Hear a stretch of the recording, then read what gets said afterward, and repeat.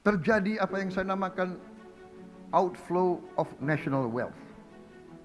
Saudara-saudara sekalian, bahwa negara kita tidak pernah rugi. 1 tahun pun kita tidak pernah rugi. Ekspor kita selalu lebih daripada impor kita. Kalau ilmu dagang berarti yang kita jual adalah lebih banyak dari yang kita beli. Harusnya negara ini tidak pernah akan mengalami krisis ekonomi. Tapi apa yang terjadi?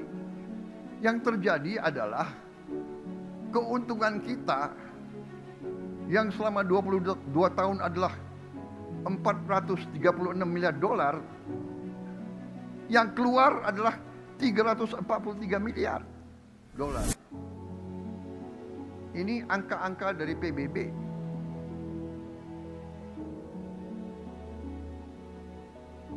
Berarti selama 22 tahun kekayaan kita yang tinggal di Indonesia adalah 436 miliar dikurangi 343 miliar.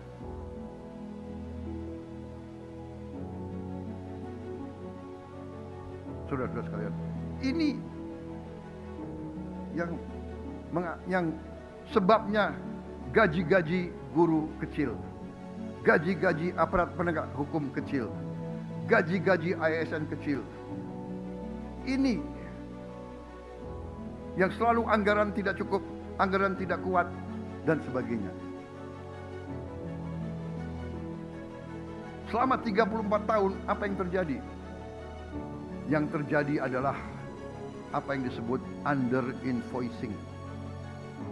Under invoicing adalah sebenarnya fraud atau penipuan yang mereka jual, yang dijual oleh pengusaha-pengusaha tidak dilaporkan yang sebenarnya. Banyak di antara mereka membuat perusahaan di luar negeri.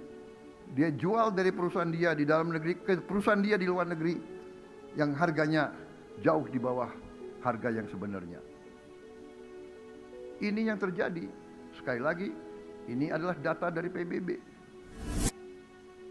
Karena begini, katakanlah kita bisa bohong di pelabuhan Indonesia, kita bisa bohong di negara kita, kita kirim 10.000 ton batu bara, kita hanya laporkan 5.000 ton. Bisa di Indonesia.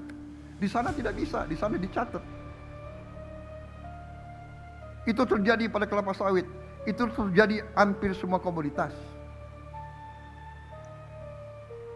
Itu adalah penipuan di atas kertas.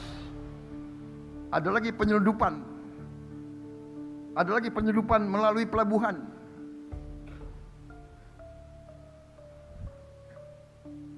Kita harus berani mengatakan yang merah-merah, yang putih-putih.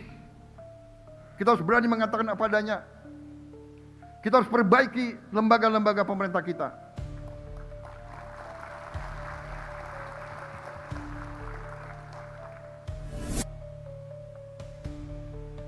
Biaya cukai harus kita perbaiki. Saya masih ingat di zaman Orde Baru, saking parahnya biaya cukai, kita tutup biaya cukai. Kita outsourcing ke swasta dan penghasilan negara naik. Apa enggak sedih itu?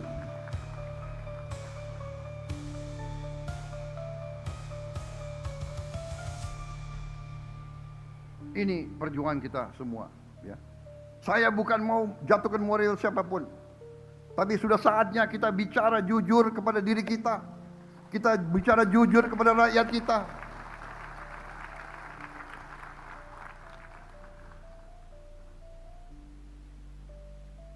Saudara-saudara sekalian, coba ditayangkan lagi slide. 900 miliar dolar kita hilang. Bayangkan kalau 900 miliar dolar kita nikmati, kita pakai, negara apa Indonesia ini? Saudara sekalian, ada under invoicing, ada under counting, ada transfer pricing, saudara-saudara. Banyak di antara kalian senyum, mungkin di antara kalian ada pengusaha-pengusaha juga di ruangan ini. Berarti tahu apa yang saya bicara itu keadaan yang sebenarnya, saudara-saudara sekalian. Kita sudah hitung, kita sudah pakai random, kita tahu bahwa perbedaan antara yang dilaporkan, yang tidak dilaporkan itu sering mencapai 50%. Yang dilaporkan adalah 50% dari keadaan yang sebenarnya. Saudara-saudara sekalian. Dan kita merasa aneh. Kita produsen kelapa sawit terbesar di dunia, tapi harga kelapa sawit ditentukan di negara lain. Saya mengatakan kepada menteri-menteri saya, ini tidak boleh terjadi. Saya tidak mau kelapa sawit kita harganya ditentukan oleh bangsa lain. Kita tentukan harga kita. Dan kalau mereka nggak mau beli pakai harga kita, ya nggak usah beli, kita pakai kelapa sawit kita sendiri. Saudara-saudara sekalian.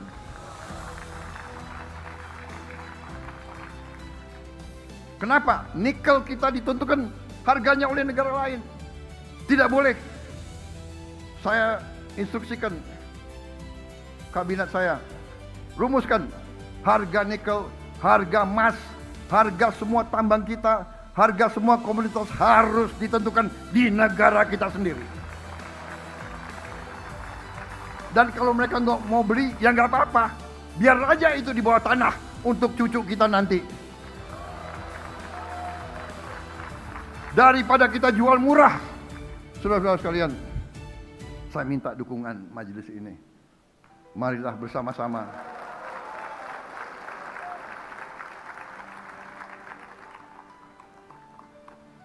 sepertinya saya lebih marahin daripada banyak kekuatan di sini.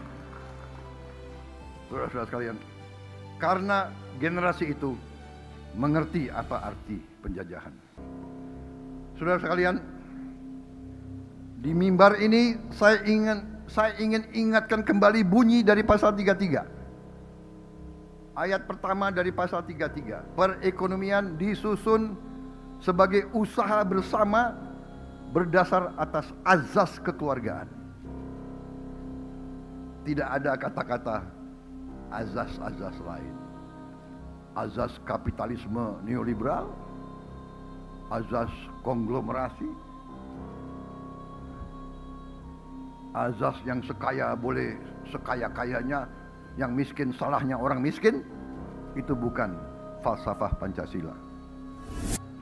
Ayat kedua, cabang-cabang produksi yang penting bagi negara dan yang menguasai hajat hidup orang banyak dikuasai oleh negara.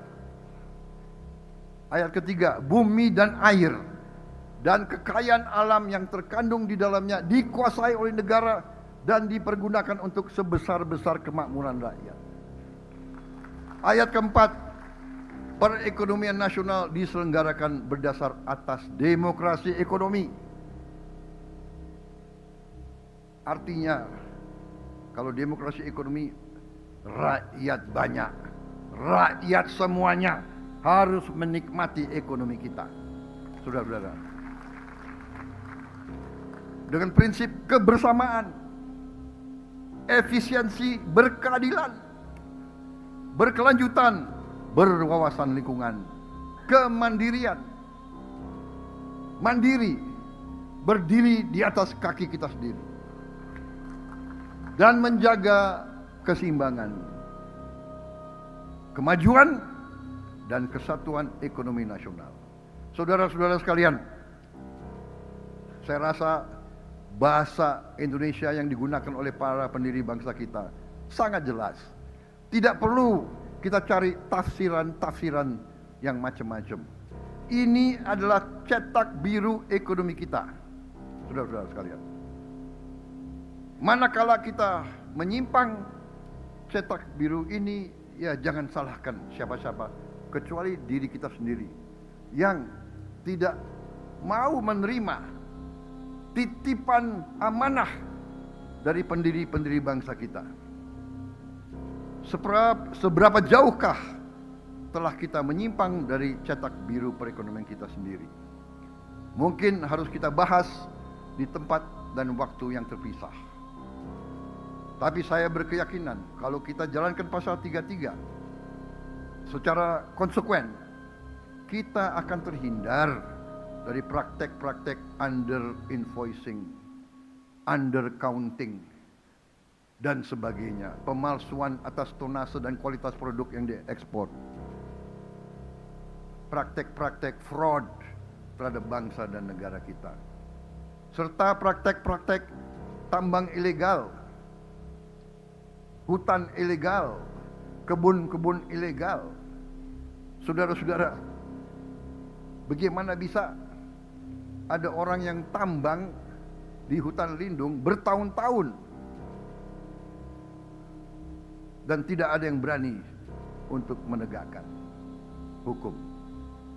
Saudara-saudara, kita perhitungkan, kita perkirakan potensi uang yang bisa kita selamatkan dari kebocoran-kebocoran itu adalah $150 miliar satu tahun. Potensi. Apa kita mampu atau tidak? Tergantung keberanian kita, tergantung tekad kita, tergantung apa kita bisa bekerja sama dengan baik atau tidak. Karena itu saya selalu sampaikan dari awal saya menjabat sebagai Presiden Republik Indonesia, kita harus bersama-sama berani mencari solusi dan berani bertindak. Saya berkeyakinan akar masalah ekonomi bangsa kita adalah bocornya kekayaan kita, tidak tinggalnya kekayaan kita di Republik Indonesia. Ini harus berani kita hadapi dan berani kita selesaikan.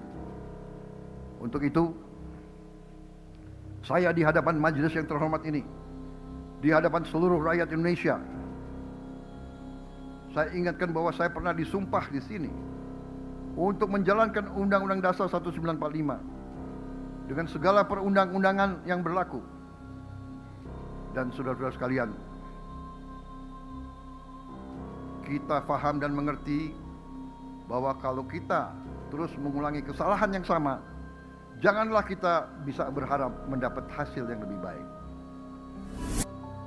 Untuk itu, untuk mencapai tujuan bernegara kita, hari ini pemerintah Republik Indonesia yang saya pimpin menerbitkan peraturan pemerintah tentang tata kelola ekspor komoditas sumber daya alam.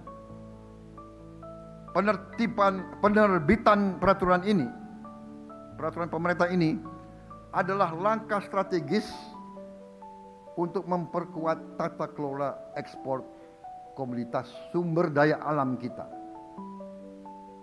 Penjualan semua hasil sumber daya alam kita mulai dengan minyak kelapa sawit, batu bara, dan paduan besi, ferroalloys. Kita wajibkan harus dilakukan penjualannya melalui BUMN yang ditunjuk oleh pemerintah Republik Indonesia sebagai pengekspor tunggal. Dalam artian hasil dari setiap penjualan ekspor akan diteruskan oleh BUMN yang ditunjuk oleh pemerintah kepada pelaku usaha pengelola kegiatan tersebut. Ini bisa dikatakan sebagai marketing facility. Tujuan utama kebijakan ini adalah memperkuat pengawasan dan monitoring serta memberantas praktek kurang bayar, under invoicing, praktek pemindahan harga, transfer pricing, dan pelarian devisa hasil ekspor. Saudara-saudara sekalian, kebijakan ini akan optimalkan penerimaan pajak dan penerimaan negara atas pengelolaan dan penjualan sumber daya alam kita. Dengan kebijakan ini, kita berharap bahwa penerimaan kita bisa seperti Meksiko, seperti Filipina, seperti negara-negara tetangga kita.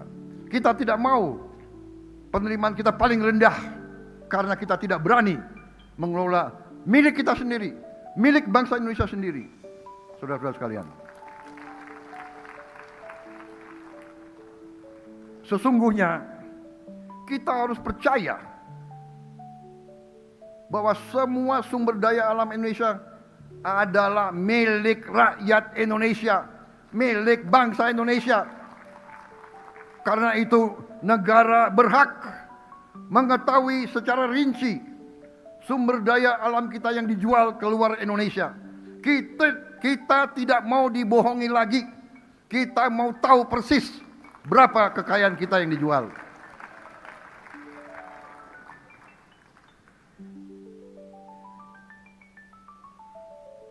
Saya percaya dan yakin setiap warga negara, apalagi pemimpin-pemimpin seperti yang ada di majelis ini, saya percaya setiap pemimpin yang punya akal sehat, yang punya kecerdasan, yang punya hati nurani, yang punya rasa cinta tanah air, saya yakin dan percaya tidak akan mengizinkan kekayaan alam kita terus dikelola tanpa pengawasan, tanpa kendali. Sudah terlalu lama, saudara-saudara sekalian. Kebijakan ini telah banyak dijalankan oleh negara-negara lain yang benar-benar menguasai kekayaan sumber daya alam mereka. Kita harus lihat dan belajar dari Saudi Arabia, dari Qatar, dari Rusia, dari Aljazair, dari Kuwait, dari Maroko, dari Ghana, bahkan dari tetangga kita, Malaysia dan Vietnam. Kita tidak boleh naif, kita tidak boleh lugu, kita tidak boleh tidak menggunakan akal sehat kita. Kita harus belajar dari negara-negara seperti ini. Mereka telah mampu mengelola kekayaan sumber daya alam mereka untuk kepentingan rakyat mereka. Mereka berhasil menyelenggarakan pendidikan yang terbaik, yang tidak kalah dengan pendidikan negara-negara industri maju. Mereka punya layanan kesehatan juga yang baik, infrastruktur yang modern, sovereign wealth fund kelas dunia. Kita tidak boleh malu belajar dari negara-negara yang sudah lama mampu memanfaatkan sumber daya alam mereka untuk sebesar-besarnya kemakmuran rakyat mereka. Karena itu saya tegaskan, apa yang dilakukan oleh pemerintah Indonesia hari ini bukan kebijakan yang aneh-aneh, bukan kebijakan luar biasa. Ini adalah praktek yang sudah dilakukan banyak negara. Ini adalah kebijakan akal sehat. Sumber daya alam milik kita. Kita yang harus menentukan kemana sumber alam ini dijual. Kita harus menentukan berapa harga yang layak. Kita tidak mau selalu menjadi korban dan selalu harus terima perlakuan tidak adil terhadap bangsa kita. Cukup sudah saya katakan di sini. Indonesia sekarang berdiri di atas kaki kita sendiri. Sejalan dengan itu, pemerintah yang saya pimpin juga hari ini memperkuat kebijakan devisa hasil ekspor melalui peraturan pemerintah devisa hasil ekspor dari kegiatan pengusahaan, pengelolaan, dan pengolahan sumber daya alam. Kebijakan ini bertujuan untuk memastikan kontribusi pelaku usaha sektor sumber daya alam dapat dioptimalkan, sekali lagi, guna sebesar-besar kemakmuran rakyat.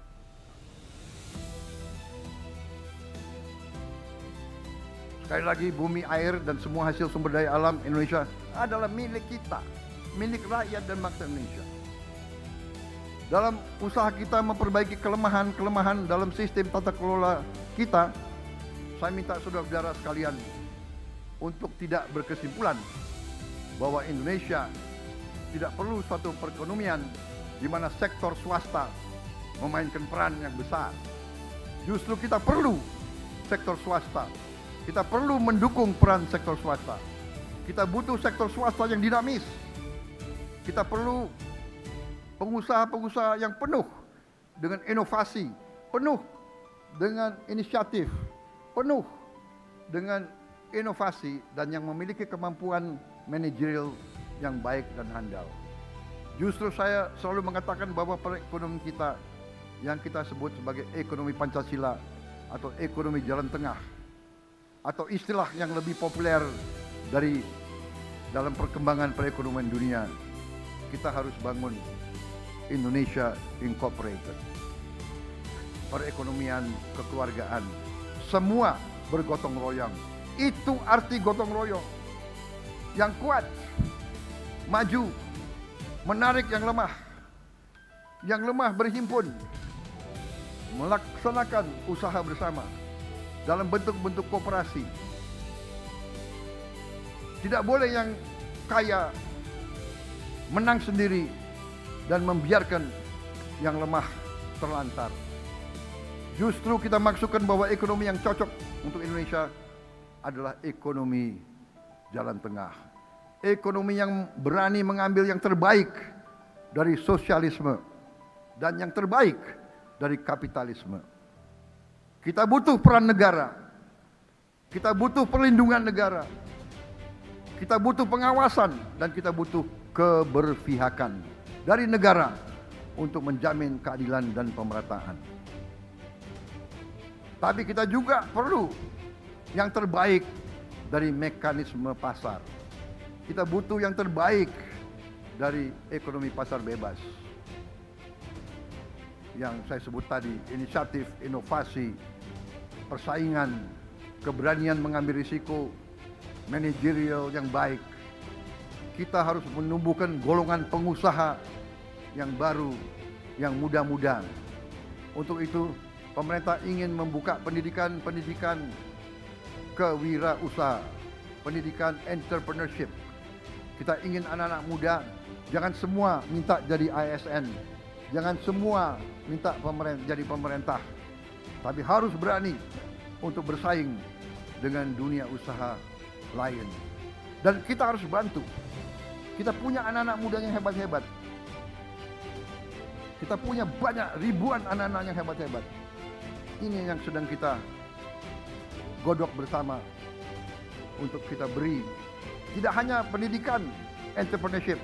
Begitu dia selesai, kita juga harus memberi kredit startup. Kita harus dorong mereka, memberi kesempatan mereka untuk tumbuh jadi pengusaha-pengusaha yang kuat, pengusaha-pengusaha yang baru. Demokrasi ekonomi artinya janganlah yang itu-itu saja. Ya, saya minta bank Himbara, cobalah menjadi bank yang patriotik. Ya, jangan dia lagi, ya kan? Yang dikasih kredit orang yang sudah kaya. Kalau dia sudah lama terima kredit dari pemerintah, ya sudah berjuang dong. Masa terus-menerus dikasih kepada mereka? Ya. Kemudian orang miskin, orang kaya disuruh bayar bunga lebih tinggi daripada pengusaha besar. Ini saya kira sudah di luar akal sehat. Saya perintahkan bank-bank pemerintah robah, turunkan bunga-bunga untuk rakyat miskin, saudara-saudara sekalian.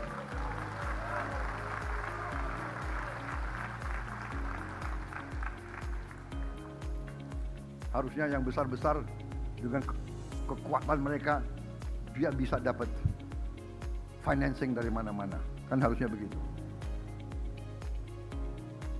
Saudara-saudara sekalian,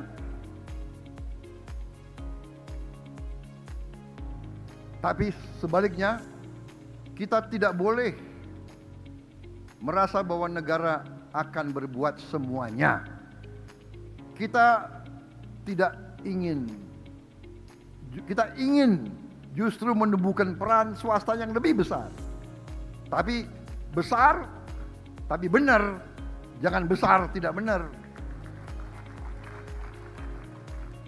Kita juga harus mengakui prestasi banyak perusahaan-perusahaan kita yang bisa bersaing di tingkat global. Bagaimanapun perusahaan seperti Indofood sudah dipasarkan di seluruh dunia. Kalau saya ke Eropa, banyak orang Eropa nyarinya Indomie. Bahkan banyak negara Afrika menganggap itu produk mereka. Juga Perusahaan seperti Mayora berhasil memasarkan Kopiko di lebih dari 100 negara karena mereka memiliki brand ambassador. Presidennya juga mendorong minum kopi di mana-mana.